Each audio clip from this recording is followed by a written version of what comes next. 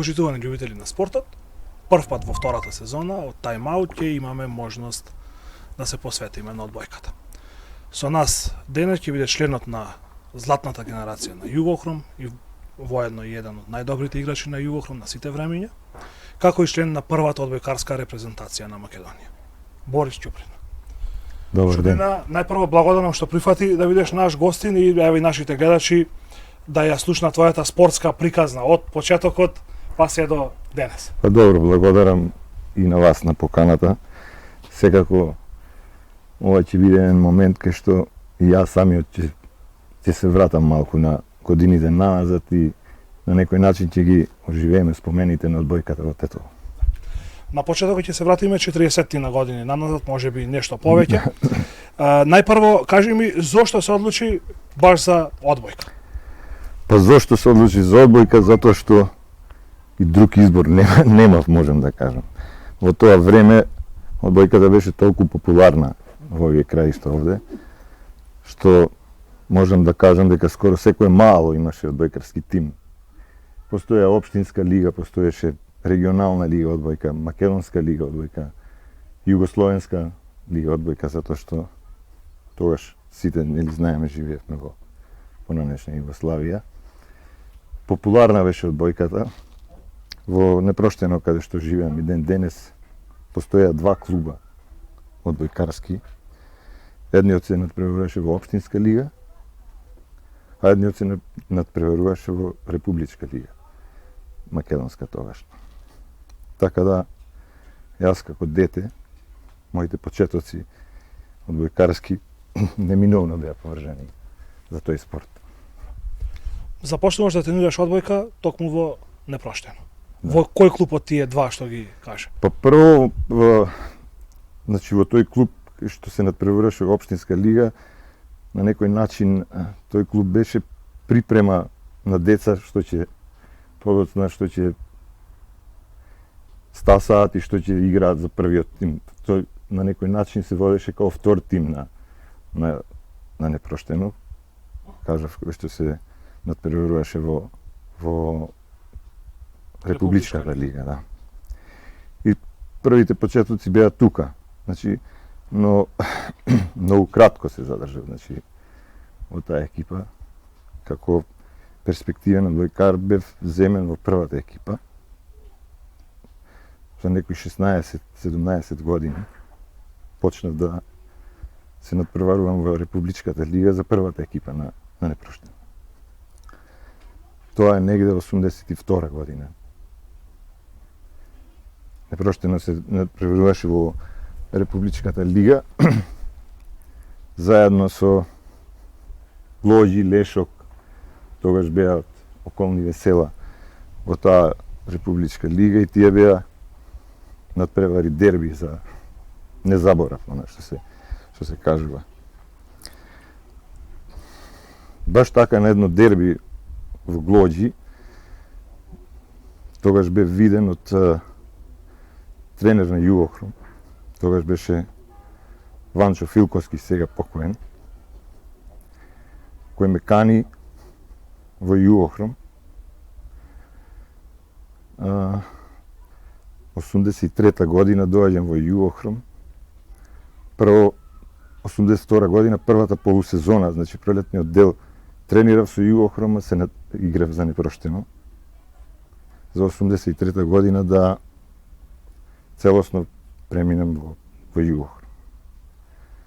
Тогаш Југохром се надпреваруваше во Југословенска лига, имаше 4 југословенски лиги, тогаш беше така поделена таа, па имаше една прва Б лига и прва лига југословенска во одбојка. Југохром успешно се надпреваруваше тогаш, можем да кажам, во тие лиги. Освоивме прво место во еден од регионите, но за жал на квалификациите што се одржуваа во Косово, чинам не успеавме да влеземе во таа прва Б лига. За да подоцна настане повторно некоја реорганизација, се направија две лиги, Исток и Запад, југословенски, и Југохром се врати во Македонска лига да игра. Значи, не влезе по дефолт, да речем, во тие први две лиги, него се врати во Македонска лига. Тоа е 84 година, сезона 83-84. Многу добро се сеќавам, го освоивме првото место во Македонска лига, игравме квалификации во Скопје со Авала Будва беше и Липљан од Косово екипа имаше. Каде исто така освоивме првото место и се пласиравме во втора лига Исток. 84 година. Тоа што 17 неполни 18 години играв во прва постава на Југор. За да тогаш така беше, заминам во војска. Значи, со неполни 18 години заминав во војска тогаш во Загреб, на Плесо аеродром тогаш се викаше. За жал, немаше спорт. Таква беше касарната. Аеродромот немаше спорт, една година пауза. Целосно. А во меѓувреме пред да отидам во војска, имав покана да играм и за Работнички Скопје, што не ја прифатив. Сакав едноставно да играм за Југор. Пред да продолжиме, ќе се вратиме малку на настапите во Непроштено. Кој ти беше првиот тренер кога почна да играш одбојка и дали може да се присетиш на некои од соиграчите од тој период од Непроштено, кои што потоа продолжија да играат одбојка и на високо ниво? Ако имаше такви нормално. Вака сега, значи тренер кој ме зеде мене во прва екипа на Непроштено, Злате Ѓорѓевски беше моментално тренер тогаш на Непроштено. Сите беа постари од мене. Значи, јас почнав на 17 години, а тие беа више сите во, како да кажам, во зенитот на нивните кариери. Имаше некои, мислам дека подоцна отидоа за Љуботен да играат еден двајца или Тетекс имаше екипа, но немаше никој да игра така на некој повисоко ниво. А да се присетиме на некои од соиграчите од првите години во Југохром пред да заминеш во војска? Па тогаш беа исто генерација, моја генерација да кажам, и играчи заради кои што, ете така и јас, го одбрав Југохром и сакав да настапувам за Југохром. На прв момент и другар најдобар тогаш ми беше Љупче Бојовски. Ванчо Милошевски. Сега на некој може и презимињата сум ги заборавил. Зоран Мишовски, Тушиќ. Звонко Васовски. Од помладите, ги кажувам. Да, од повозрастните, да. Од повозрастните тогаш беше капитен Андре Колевски. Миланчо Мирчевски покоен за жал сега. Чавате. Потоа имавме доста од Скопје играчи што тогаш играе за Југохром. Мирко, Коста, Ванчо, Аврамовски, Ариф од Тетово, техничар, исто беше. Мислам дека ги набројав сите сега. Ако некој сум испуштил, нека ми прости. Да. Кажа дека имаше понуда од Работнички, но не ја прифати. Остана во да. Југохром, зошто? Зошто бев многу млад. Значи, бев многу млад, едноставно, и Југохром беше предизвик тогаш за мене.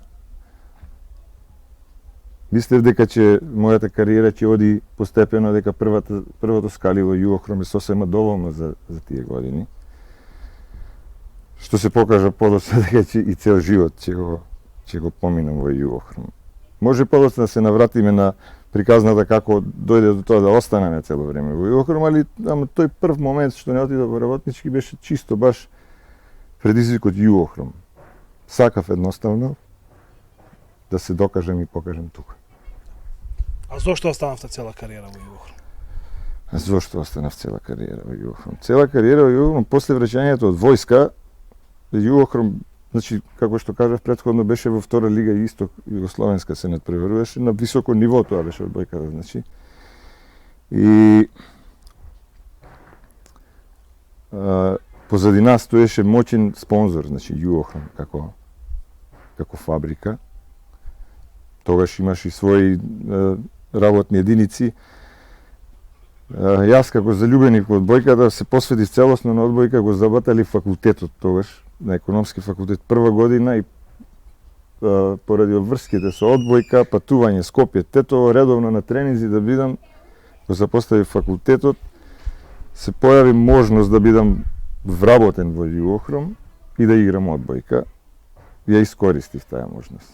Значи, тогаш Југохром не беше никаков проблем да те вработи и да играш одбојка. Значи, за тоа време можам да кажам дека немавме некои солидни, да речем, не знам какви примања, но солидни примања што можеше, значи, да се живее добро од одбојката и од платата што ја земавме од Југохром.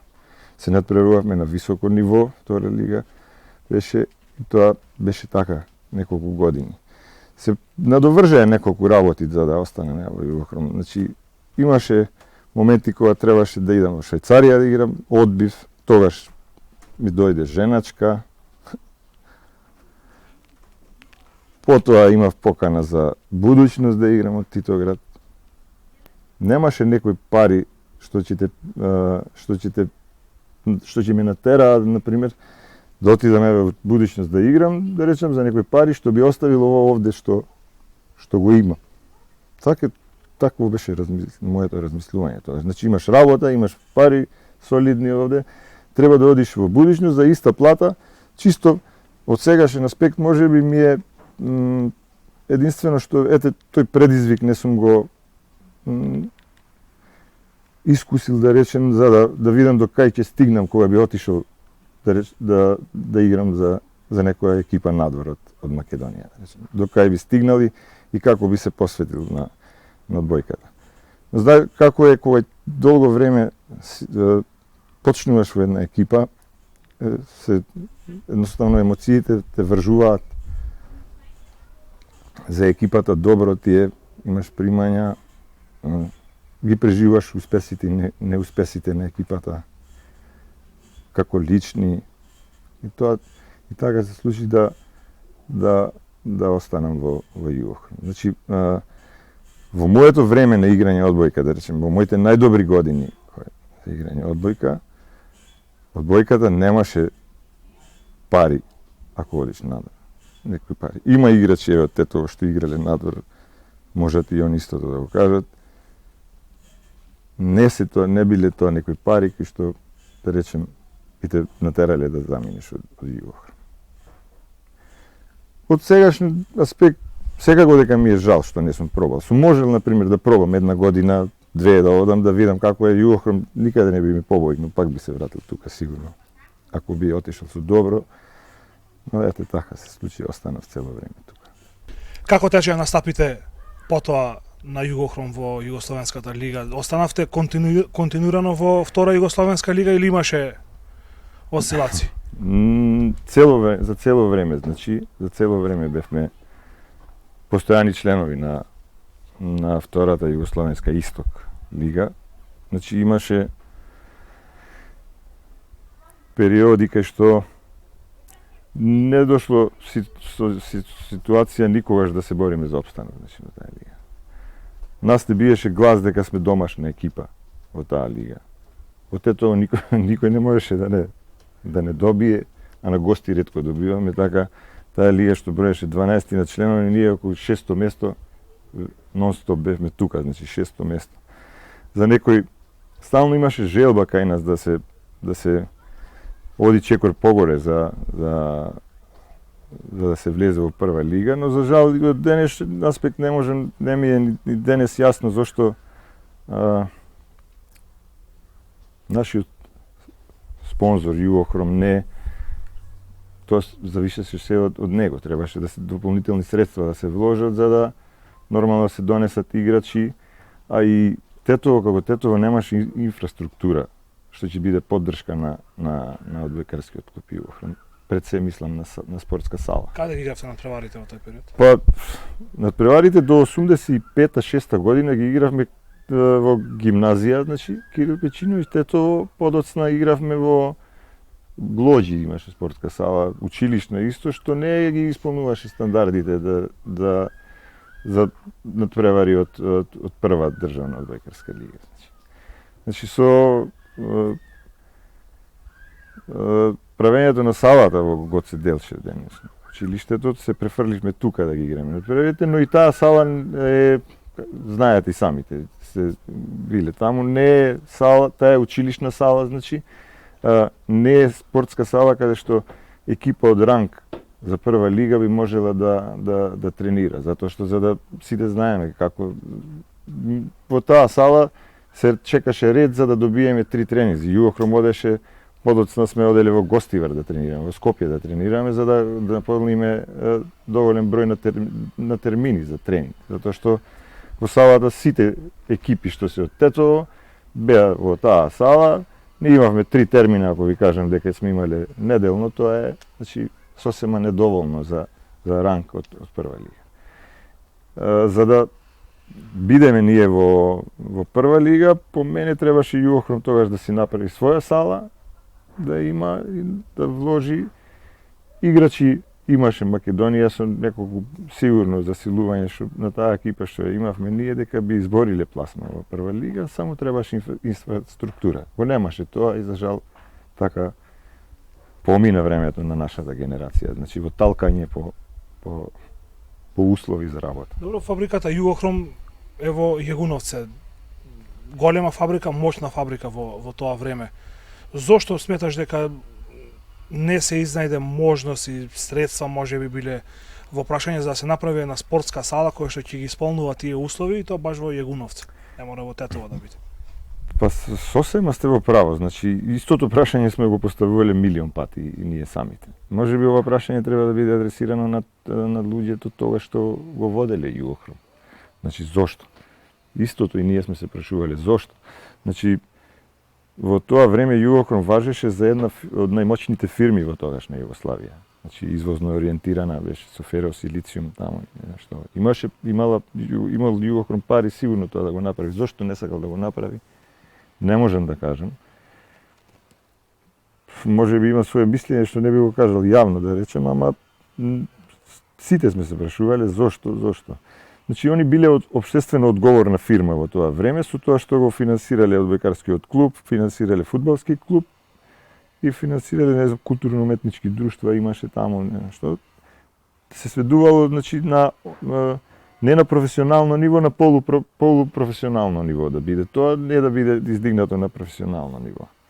Се направи подоцна еден исчекор кога се распадна Југославија, кога дојдовме во Македонска лига, може подоцна ќе се навратиме на тоа, како Југохром стана, можем да кажем, професионална екипа во Македонска одбојкарска лига. Ќе се задржиме уште малку на времето во Југословенска лига. По колку гледачи ги следе надпреварите на Југохром во тоа време? Кажа дека важевте за екипа, домашна екипа. Дома победуваше. Веројатно тоа се должи и на публиката и на притисокот кој се правил врз гостинските играчи. Па да. Публика редовно, салата беше ностоп полна, значи немало надпревар да не биде полна салата. Колку што имала капацитет, секогаш била исполнета до последно место. Имало надпревари, например, кога доаѓало дерби, луѓе да останат надвор од салата.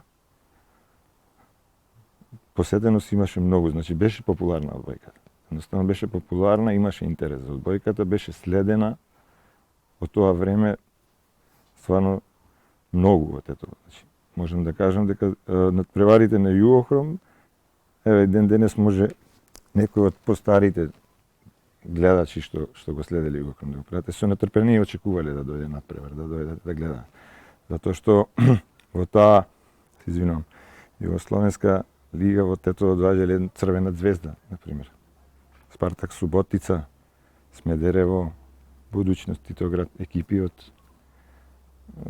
звучни имиња што биле, што се случувало да испаднат некоја година во втора лига, така да голем беше интересот, а нашата мотивираност дома беше навистина, имаше квалитет на играчи што можеа, значи, да се изборат и со овие најсилни екипи да ги победат на домашен терен, и тоа го правеше амбиентот во Тетово, да сите сакаат да дојдат да гледаат.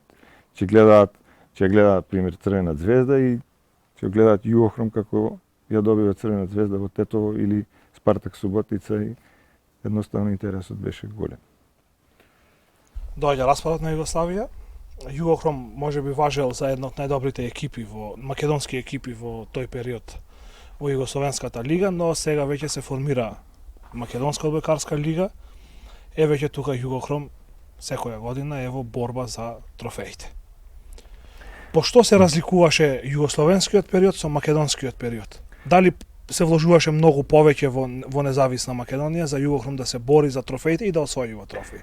Вака сега, значи, кога се распадна Југославија, тогаш нивото на Македонската одбојкарска лига, можем да кажем дека стана на рамниште на втора лига, го надмина тоа рамниште од втора лига, затоа што тогаш дојдува во Македонска лига да игра Вардар, дојде да игра Работнички, до тогаш постојани членови на првата Југословенска одбојкарска лига. Дојде Борец од Велес, и тој беше година-две. Струмица од Струмица беше. Значи имаше 3-4 екипи, и ние 5 екипи стварно доста квалитетни, и беше многу квалитетно првенство, значи првите години кога се распадна Југославија.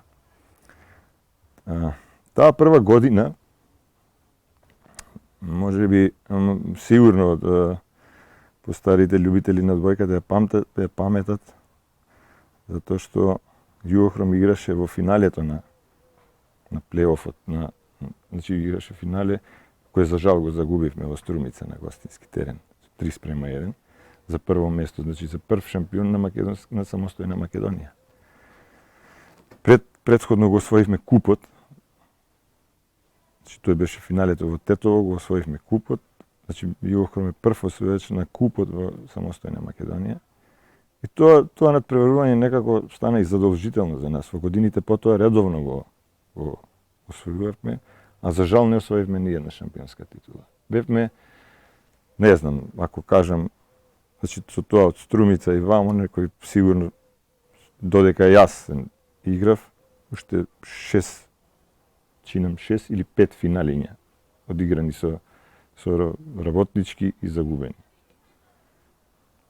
Со 3-2, 3-1, 2-1, нон-стоп така беше. Имаше моменти кога ќе ги победевме во Скопје, доаѓаше надпревар од Тетово да го победиме, ќе го загубевме. Имаше надпревари кај што бевме наместени од судии, ќе ги загубевме, и сплет на околности никако. Ете, тоа може би ми една, да речем, дамка во кариерата што не сум бил шампион на Македонија. Жал, за жал. А сме освоиле, пак ќе речем, купови, не знам ја колку беше. Југохром има 5 освоено, вие не знам во колку учествувавте од тие. Па веројатно во сите, да. Веројатно во сите, затоа што после од кога престанав јас да играм, и генерацијата моја нема Југохром, мислам, освоено куп, да. Нема освоено куп сигурно, затоа што ја после завршеток на кариерата бев и тренер во Југохром. Колку години немавме генерација што ќе може да повтори тој успех. Дали публиката се задржа на трибините и во периодот од независна Македонија? Секако. Тогаш почна да речем, знаете и вие, навивачката група Војводи, да бидат редовен декор на трибините, на надпреварите што ги играше Југохром, да не следат.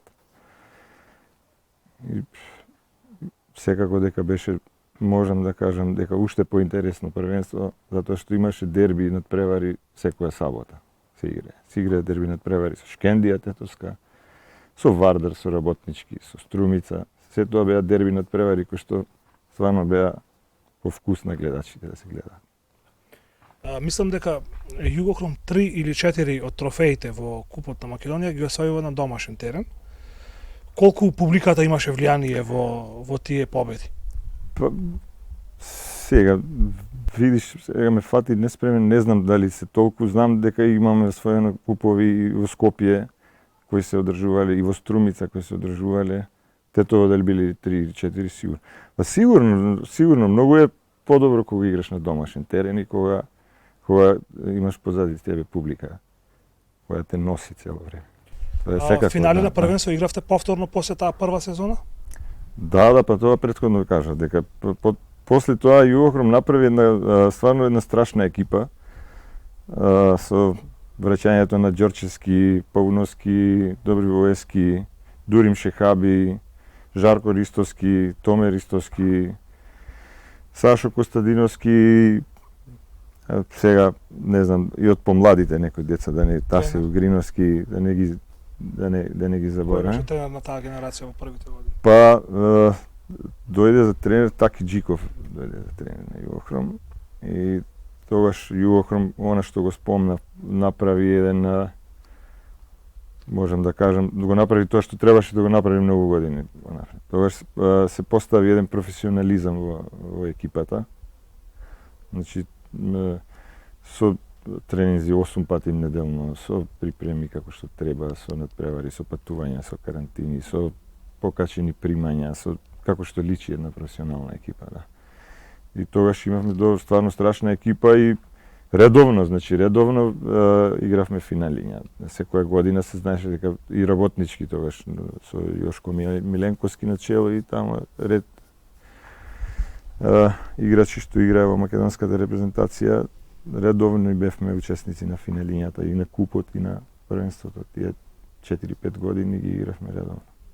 До кога активно настапувавте за Југохром? До 98 година. Значи на 33 години, 34 година заврши да играм. Во меѓувреме бевте дел и од првата генерација на македонската одбојкарска репрезентација.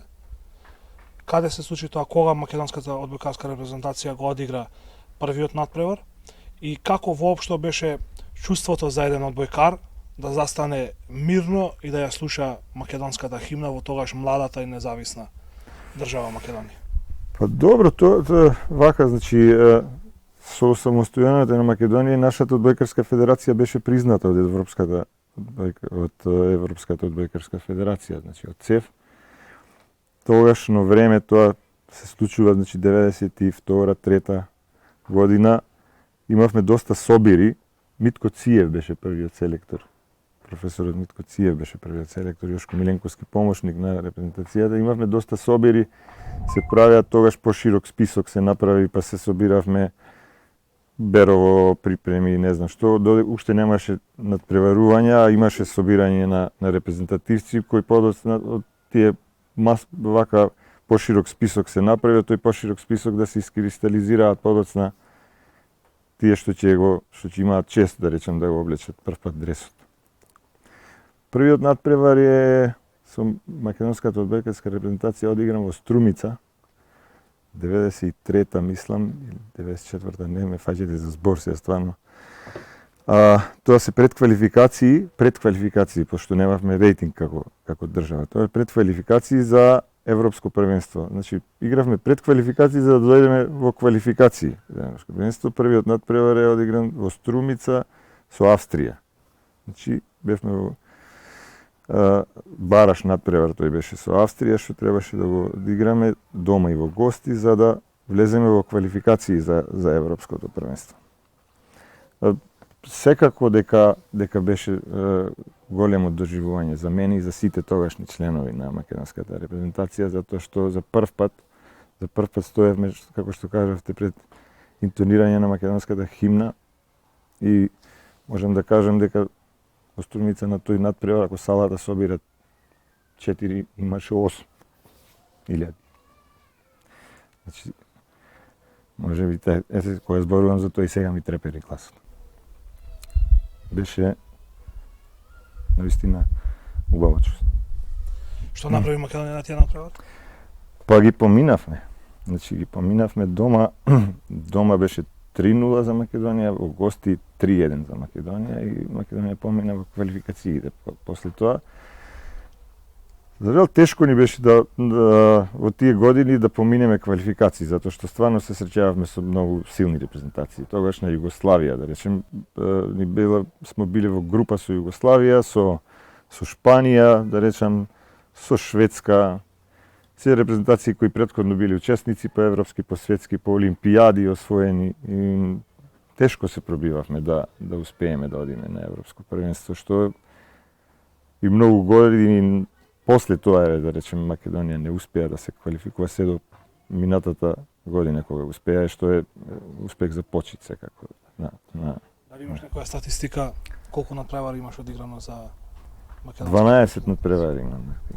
12 надпревари, значи за тие два циклуса што беа, 12 надпревари, тогаш ме фатија што се вика и годините, значи како првиот циклус, вториот, третиот више пред крај не игра за репрезентацијата. Да. Пред да преминеме на периодот кога веќе имате завршено играчката кариера и веќе сте тренер, дали може да издвоиме некој надпревар од играчката кариера без разлика дали е тоа во дресот на Југохром или во дресот на македонската репрезентација, кој што ќе ти остане така во трајно сеќавање на тој надпревар? Па вака сега, значи што се однесува до репрезентацијата, веднаш ќе кажам дека тоа е секако првиот надпревар, затоа што големи емоции, големи чувства беа прв пат како репрезентативец излегуваш на јавна сцена, полна сала, кажав, интонирање химна, игра за својата држава.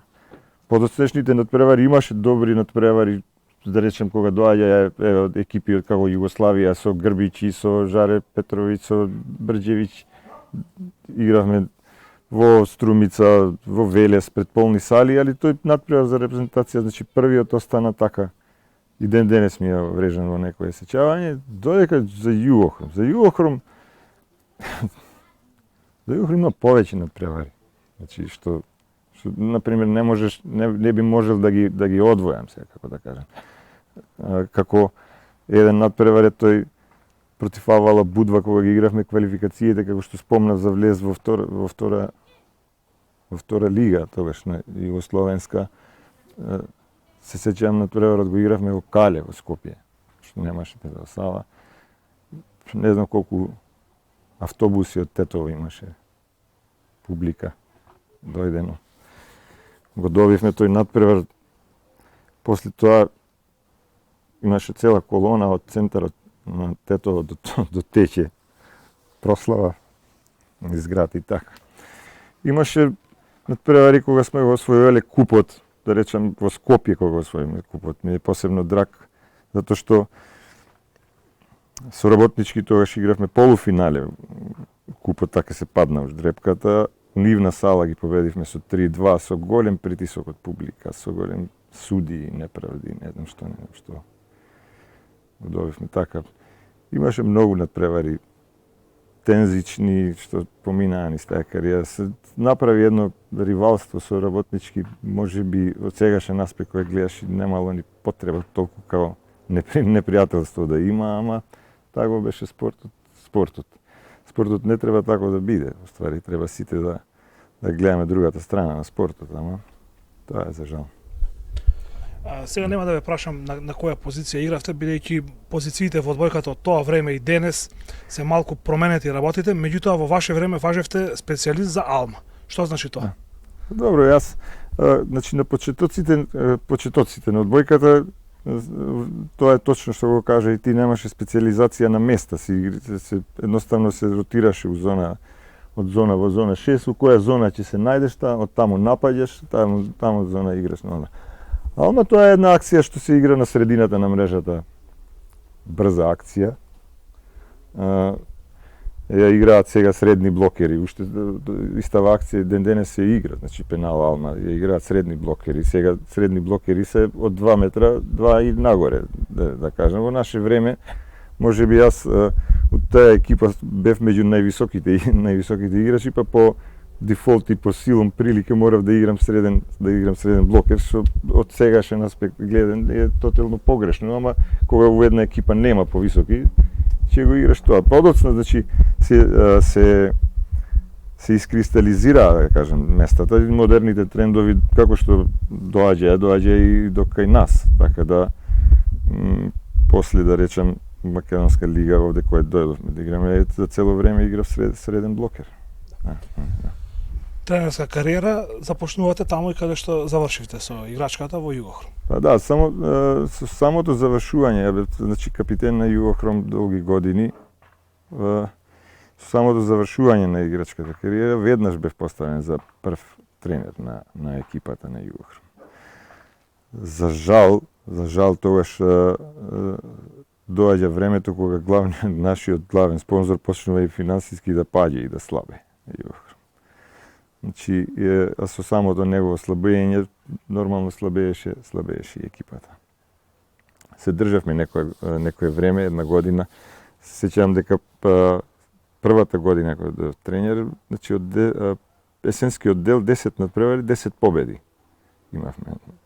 Бевме на прво место, за да зимата више почната како да кажам, неволите по нашиот клуб. Значи, не ни беа обезбедени зимски подготовки и со тоа почна да играчите, подобрите играчи, тоа се сеќавам, Жарко Ристовски беше најдобар играч во тој момент, замина да игра, не знам, во Раднички Крагуевац, така, чисто да замине колку од кај нас, да не ослабе. Работнички за цело време имаше така, они беа скопска екипа, ние тука бевме од што се вика провинцијална екипа и има и некои играчи неправилно че ги лиценцираат од среде зима колку да направат нешто, така да тогаш почнува падот на Југохром со играчи. Имаше деца млади генерација, почна Јовица Симовски на пример што истера кариера, тренираше кај мене. Тогаш почеток беше неговиот брат и уште неколку деца што не им беше битно примања. Јас го работев тоа и волонтерски, се случувало им дам на деца пари од джеб да доаѓаат на тренинг. Тоа една година, две, тогаш бев поставен и за селектор на младинската репрезентација на Македонија.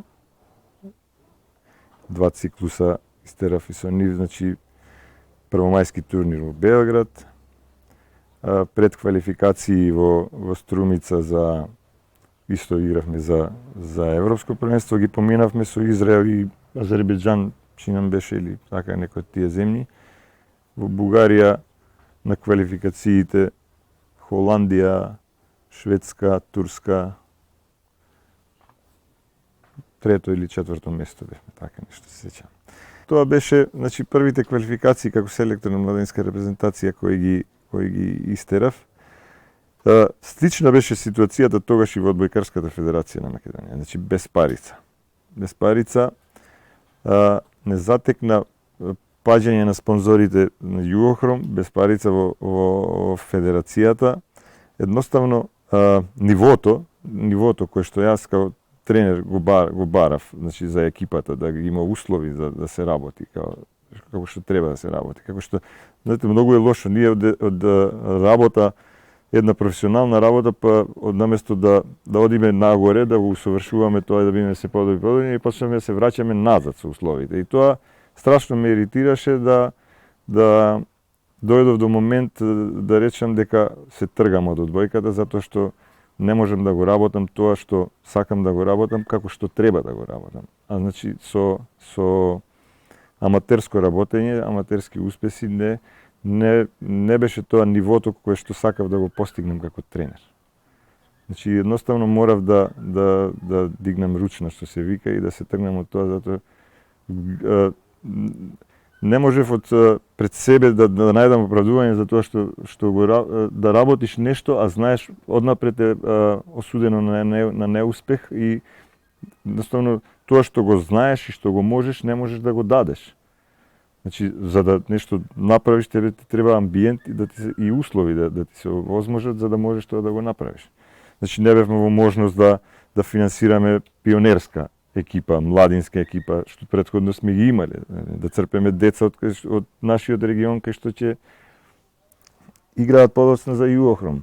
Значи, ако тоа го немаш, ти ги сечеш корените од каде се. Играчи да купиш од надвор, ајде може и тоа е решение за некој период, па додека нешто излезе, ама ти не работиш, не може да излезе. Ако купиш играч, а немаш пари ни да купиш играч. И тоа се донесовме една ситуација исто таква и со федерацијата беше. Патуваме, не патуваме, тоа се дешаваше и додека бев играч за репрезентацијата. Заборави да го поменам, ама добро, ајде, да не се навраќаме на такви моменти, нека биде да биде позитивно да говориме за одбојката. Значи и едноставно решив да се тргнам. Реков стоп. Готово. Морав да што се вика да се свртам кон семејството затоа што веќе имав формена фамилија, имав 2 дечиња што морам да ги, нели, што следи сето со тоа, што се вика да станеш домаќин по нашински, по тетовски. Така да се префрлив, се откажав од одбојката целосно и од клубот и од репрезентацијата и се посветив на фирма која отворив приватен бизнис да почнав да работам. Од тогаш сте надвор во одбојката? Да. Да, затоа што настапи еден период во одбојката и тоа доста долг период, значи можам да кажам од 10 години кај што целосно одбојката во Македонија стагнираше. Не знам, сигурно сте разговарале со луѓе што се одбојката стагнираше. Сите клубови, ако еден Вардар работнички се распадна, го снема. Значи Вардар го снема. Немаше средства и немаше стварно никаква за надвор. Не сум ни бил ни спремен, ни сум имал можности да одам надвор, не сум бил ни докажан реално сигурно како тренер за да одиш негде надвор. Ние за жал или за среќа, на пример имаме комшии овде србите кои што се светлосни години напред со одбојката со нас и у тренерска смисла и у играчка смисла и сите за среќа што можеме да учиме од нив што ни се блиску, за несреќа што не можеме од нив да дојдеме до израз, да речеме некој. Тука се исто и бугарите. Така да, многу е тешко како тренерско име да успееш надвор од Македонија, со чест на некои исклучоци кои што и се надвор што работеле и така. Дали може да направиме една паралела, една споредба на одбојката која што се играше во 80-тите и 90-тите години на минатиот век со тоа што се игра денес?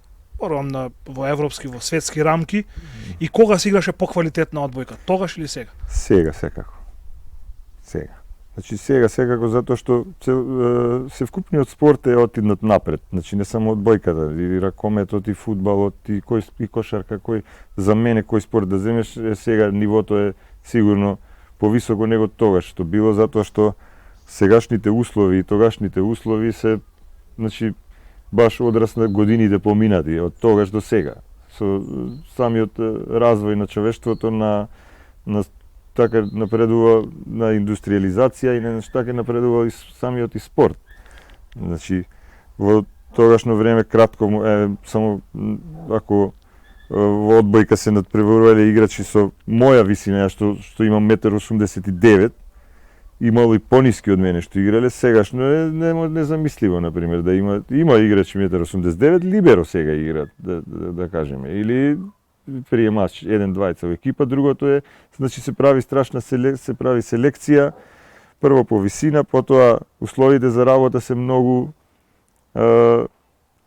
изменети, медицината, нели, што го прати спортот е отидната напред, тренинзи, услови, сето тоа е отидната напред, сега се игра многу посилна одбојка него тогаш што се игра одбојката. За мене е тоа нормално. Значи нормално е тоа што го носи времето.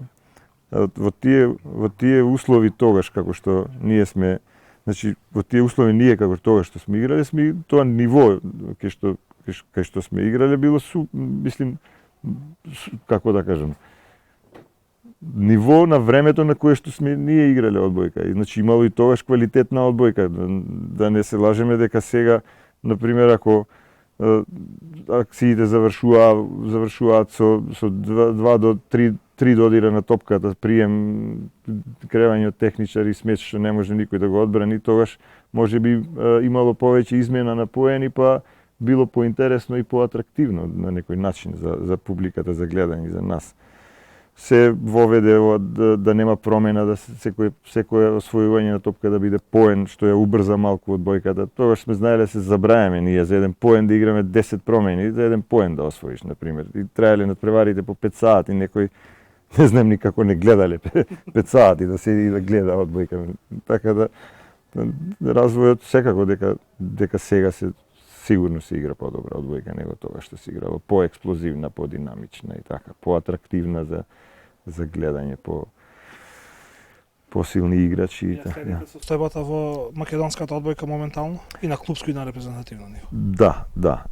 Повеќе на репрезентативно него на клупско ниво. Плюс коментар и за на клупски план и за Па репрезентативно. можем да кажем пофалби за одбојкарската федерација која што успеа да однесе една мислим сениорска репрезентација на европско првенство. Значи тоа е секако најголем успех за прв пат во историјата на македонската одбојка. Прошлата година значи отидовме на европско првенство што е само по себе голем успех за било кој екипен спорт за Македонија. Фудбал, ракомет, кошарка да одиме на европско, самото одење на европско првенство е самите знаете колку е тешко да се пласираш и голем успех, а и резултатот таму што го постигне момците за мене е супер. Одличен резултат постигне. Со малку среќа можевме и да поминеме и групата. Се надевам дека тој тренд ќе продолжи со оваа генерација дека ќе успее уште еднаш така да не израдува. Слушам вете имам мои другари кои што се во управен одбор на одбојкарската федерација Ивица, дека е состојбата стабилизирана на финансиски план федерацијата, што секако ќе донесе резултати ако правилно се работи, што се надевам дека ќе биде случај. Клупската одбојка исто така последниви година две доживува некој просперитет. Исто така гледам дека со вризгување на некои средства од државата што ги дава сега по клубовите, дека малку по малку живнуваат. Се гледа тоа, значи одма се гледа што доаѓаат финансиите до клубовите, одма се гледа некој напредок, можеби нема напредок од онаа смисла правилна, ја што сакам да го видам дека ќе дојдат деца млади генерации со предиспозиции одбојкарски кои што ќе гризат во клубовите да фатат место да играат. Тоа го сакам да го видам во клубовите, би го сакал и би ме радувало. Меѓутоа и ова е добро кога се зголемува интересот за одбојката. Носат играчи од странство, почнуваат дерби надпревари меѓу екипите. Самото тоа ќе го придвижи интересот на младите да се занимаваат со овој спорт, што е за секој случај бил многу атрактивен порано во Македонија. Сега да се надеваме сите дека повторно ќе заживи баш со оној сјај што треба да го има. Дали имате некоја неостварена желба на спортски план? Да, секако, да бидам шампион на Македонија, за жал тоа нема да можам да ја остварам, да. Тоа ми е, реков и претходно дека ми е желба, за репрезентација сум играл, не можевме да се пласираме со репрезентација тогаш реално на европско првенство, немавме сили за такво нешто, а ми е неостварена желба што не освоивме првенство на Македонија затоа што сме биле на изворот, баш на изворот, а не сме се напили вода. И сосема за крај, последно прашање од мене. Една порака до младите спортисти. Не само одбојкари, до сите млади спортисти, една порака како од обичен спортист се станува врвен спортист. Види, тоа е многу едноставно, а многу тешко да се направи.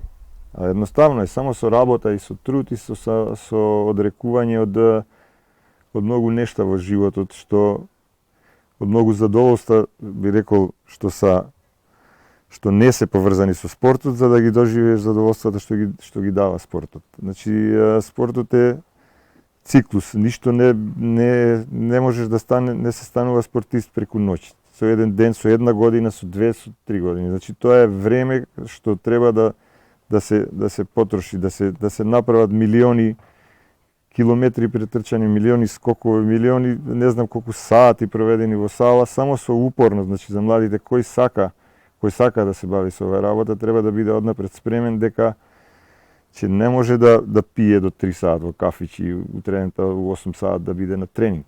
ако сака да успее во спортот. За мене лично што сум ги осетил задоволствата кои ги пружа спортот. Значи, јас сега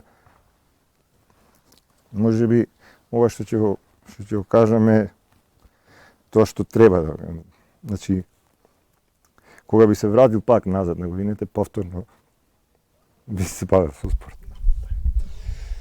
Чуприна, ти благодарам Да. за гостувањето. Се надевам дека и нашите гледачи уживаа во овие одбојкарски разговори, ќе речем. Па, благодарам и вас на посетата и беше пријатно да поразговараме и да се сетам баш да ме вратите малку назад низ времето. Тоа беше тайм-аут посветен на тетовската одбојкарска легенда Борис Чуприна. Вие се надевам дека уживавте и дека ќе не гледате повторно и следниот петок. Довидување.